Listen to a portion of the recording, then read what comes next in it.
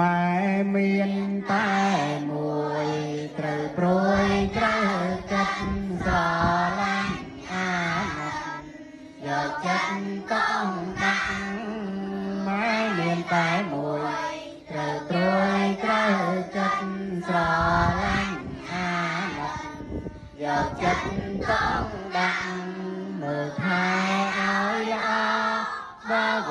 ត្តថ្នមថ្នាក់ដោយក្តីស្មងស្ម័គ្រនឹងអ្នកម្ដាយថ្លៃម៉ែមានតែមួយ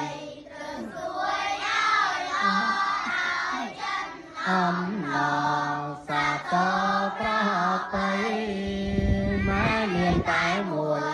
លើកទួយឲ្យល្អដោយចិត្តអំណរសាទរប្រប្រៃហោះឆ្កងសៃមកហារតីត្រូវឲ្យអំឡៃថ្លៃថ្លៃឲ្យគួងម៉ែមានតែមួយគឺជួយរាំងសាថ្នាក់ថ្នមចិនដា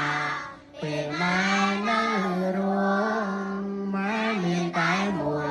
ត្រូវជួយរាំងសាថ្នាក់ថ្នមចិនដាពេលម៉ែនៅរួមសោកស្ដាយអាណិតស្រ